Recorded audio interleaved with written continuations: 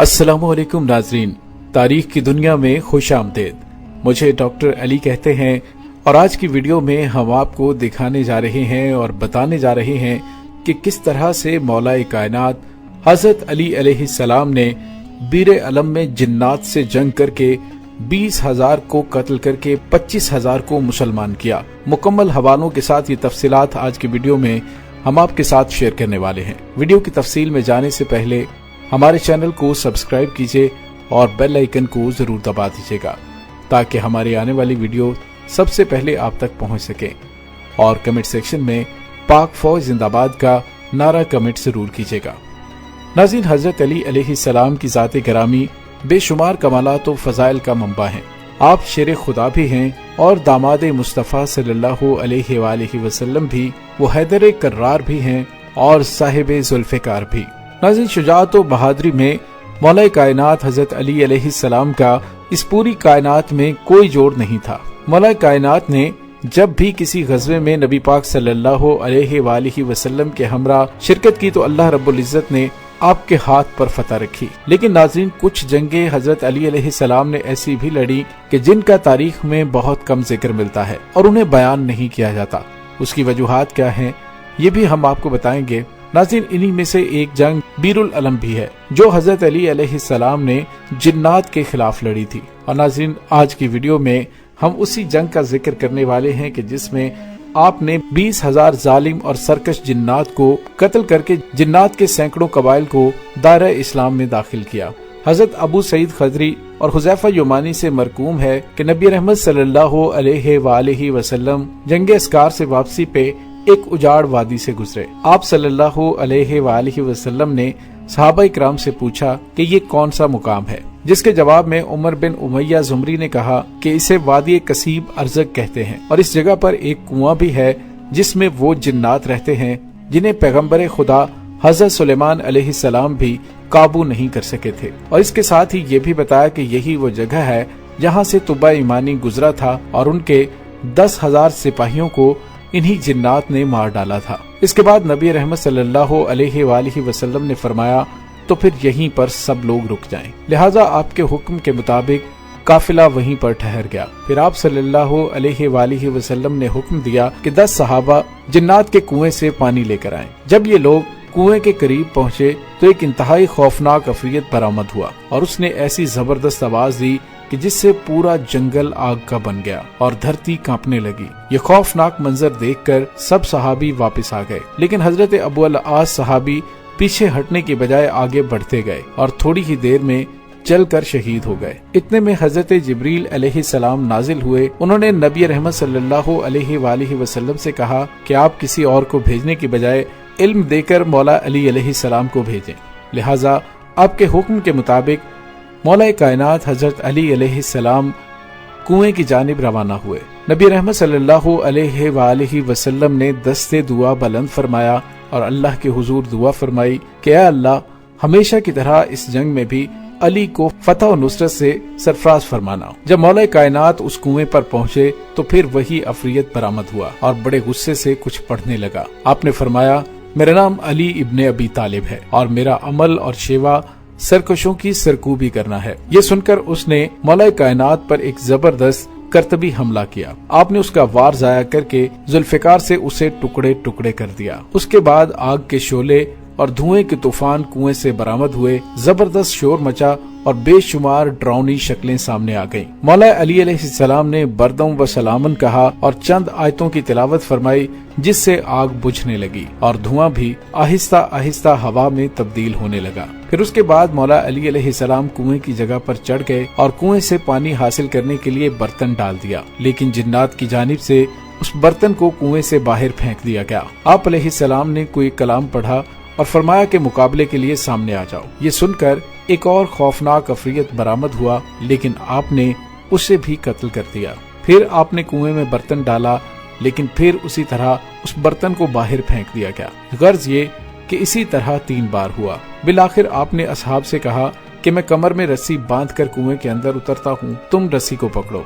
चुनाचे असहाब ने रस्सी पकड़ी और मौला कायनात शेर खुदा उस जिन्नात के कुएं में उतर गए। थोड़ी ही देर के बाद रस्सी कट गई और मौला अली अलैहिस्सलाम اور صحابہ اکرام کے درمیان رابطہ منقطع ہو گیا۔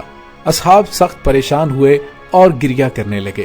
اتنے میں کنویں سے چیخو پکار کی آوازیں آنے لگی اور اس کے بعد یہ صدا آئی کہ اے علی ہمیں پناہ دیجیے۔ آپ نے فرمایا کہ اگر تم اپنی جان کی امان چاہتے ہو تو نبی رحمت صلی اللہ علیہ وآلہ وسلم کا کلمہ پڑھو اور دارِ اسلام میں داخل ہو جاؤ۔ اور اس کے بعد مولا کائنات نے ان کو کلمہ پڑھایا۔ اس کے بعد کنویں میں رسی ڈالی گئی اور مولا کائنات 20,000 جنات کو قتل کر کے اور کئی قبائل کو اور بے شمار گروہ جنات کے قبائل کو دارِ اسلام میں داخل کر کے کنویں سے برآمد ہوئے۔ امیر المومنین حضرت علی علیہ السلام نے اسلام قبول کرنے کے بعد ان گروہ جنات میں سے ایک کو ان کا سردار مقرر کیا جن کا نام ظافر جن تھا۔ ناظرین، ظافر جن کا اصلی نام ارغوان زاہد تھا لیکن بعد میں ظافر زاہد کے نام سے مشہور ہوئے۔ ناظرین، تاریخ میں ملتا ہے کہ جب حضرت علی علیہ السلام کے لخت جگر سید الشہداء امام حسین علیہ السلام کربلا کے میدان میں آواز استغاثہ بلند فرما رہے تھے تو تمام انبیاء کرام،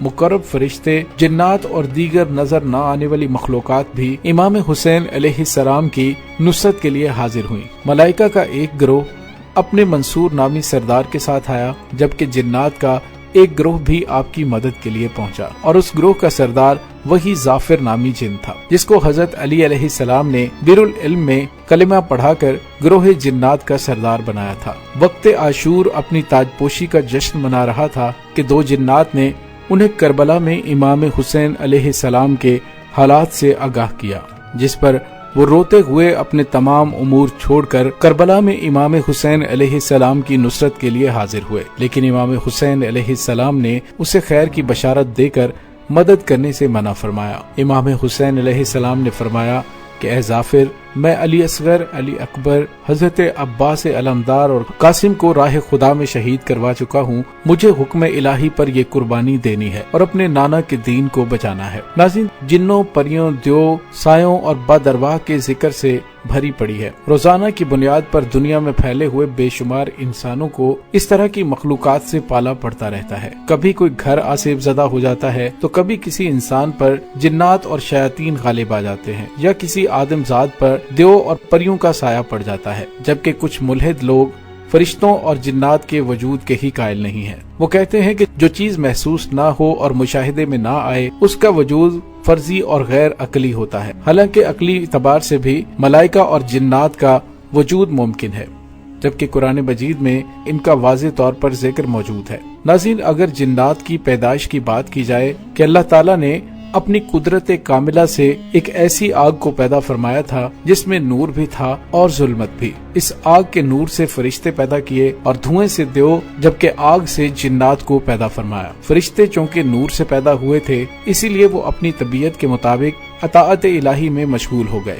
جبکہ دیو اور جنات نے ظلمت سے جنم لیا تھا اسی لیے وہ کفر، ناشکری اور ظلمت میں پڑ گئے۔ اور جنات چونکہ نور و ظلمت کے مرکب سے تخلیق ہوئے تھے اس لیے ان میں نیک اور بد دونوں موجود ہیں۔ ناظرین، جنات کی 3 اہم خصوصیات ہیں۔ ان میں سے ایک تو یہ ہے کہ وہ نظر نہیں آتے، دوسرا یہ کہ وہ جو شکل و صورت اختیار کر لیتے ہیں یا جس مخلوق کا روپ دھار لیتے ہیں ان کی آواز بھی اسی مخلوق جیسی ہو جاتی ہے، اور تیسرا یہ کہ جب کوئی انسان انہیں کوئی قسم دے تو وہ اسے پورا کرنے پر مجبور ہوتے ہیں۔ جنات بھی مذاہب کے لحاظ سے انسانوں کی طرح ہوتے ہیں، یعنی ان میں مسلمان بھی ہیں، ہندو، عیسائی اور لادین بھی، یہودی کے ساتھ ساتھ رافضی اور مجوسی بھی ہوتے ہیں۔ ناظرین، آمد اسلام سے قبل بھی عرب میں جنات کے تذکرے موجود تھے۔ اس زمانے میں جب سفر کرتے ہوئے رات آ جاتی تھی تو مسافر اپنے علاقے کے جنوں کے سردار کے سپرد کر کے سو جایا کرتے تھے۔ اور ناظرین، کہا جاتا ہے کہ انسان کی تخلیق سے قبل دنیا میں جنات آباد تھے،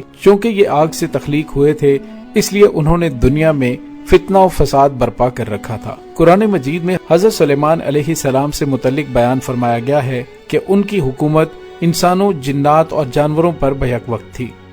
حضرت سلیمان علیہ السلام نے بہت سی عبادت گاہیں اور ہیکل تعمیر کروائے اور وہ سب جنات کی مدد سے ہی تعمیر فرمائے تھے۔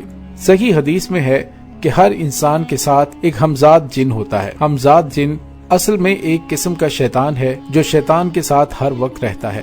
صحیح مسلم میں ہے کہ حضرت عبداللہ بن مسعود رضی اللہ تعالی عنہ سے روایت ہے کہ رسول اکرم صلی اللہ علیہ وآلہ وسلم نے فرمایا کہ لوگوں، تم میں سے کوئی ایسا نہیں ہے جس کے ساتھ ہمزاد جن और हमजाद फरिश्ता ना हो। लोगों ने अर्ज किया कि ए अल्लाह के रसूल सल्लल्लाहु अलैहि वालैहि वसल्लम कि क्या आपके साथ भी हैं? तो आपने फरमाया कि हाँ मेरे साथ भी है, लेकिन अल्लाह ताला ने मेरी मदद फरमाई है कि वो हमजाद शैतान मुसलमान हो गया, लिहाजा वो मुझे सिवाय भलाई के और कुछ नहीं कह सकता। नाज़रीन, उम्मीद करते हैं कि आपको हमारी आज की वीडियो पसंद आई होगी। कमेंट सेक्शन में अपने ख्यालात का इजहार जरूर कीजिएगा। इसके साथ ही डॉक्टर अली को इजाजत दीजिए। पाक फौज जिंदाबाद, पाकिस्तान पाइंदाबाद, पाकिस्तान के गुमनाम हीरोज को सलाम। अल्लाह वारिस।